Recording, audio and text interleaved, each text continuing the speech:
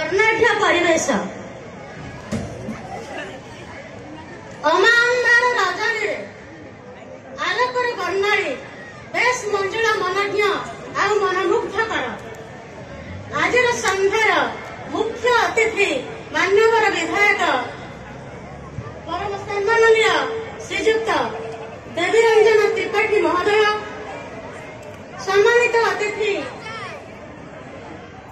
संगीत जगतर चर्चित चेहरा गर्भित उच्चारण परम सम्माननीय श्रीजुक्त हिमन सागर महोदय, अन्यतम सम्मानित अतिथि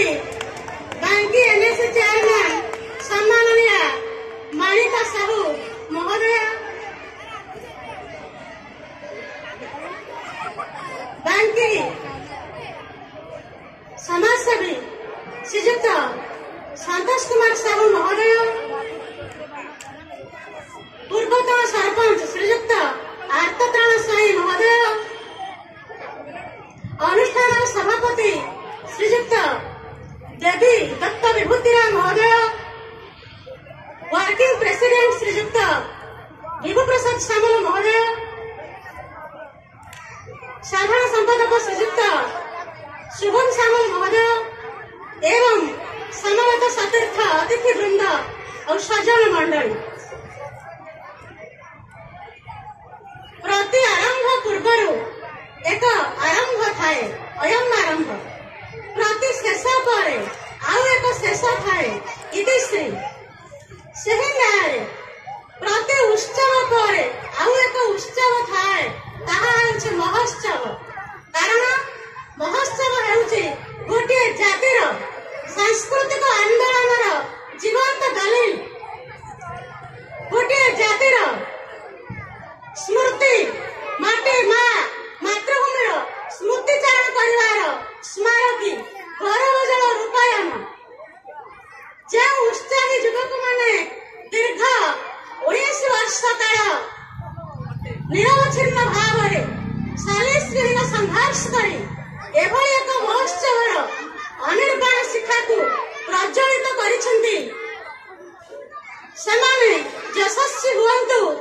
एहा ही मोर बाबा सिद्धेश्वर निकट में आवेदन आउ निवेदन। एही महोत्सव आम छात्र छात्री मानकर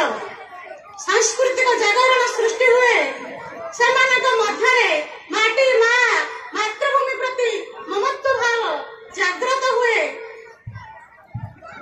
शिमिलीपुर हूँ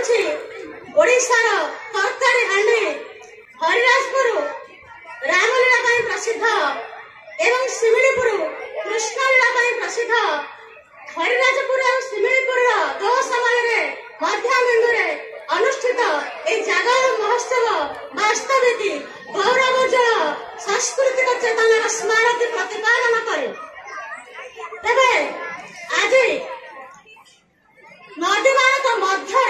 जमी गंगा नदी स्वतंत्र, पहाड़ पर्वत मान मध्य जमी हिमालय स्थान स्वतंत्र, वृक्ष मान मध्य जेभली निम्ब वृक्ष स्वतंत्र, पत्र मान मध्य जेभली तुलसी पत्र स्वतंत्र, सही भागवत ग्रंथ जेभली ग्रंथ मान मध्य स्वतंत्र, सही न्याय जागरण महोत्सव बांकी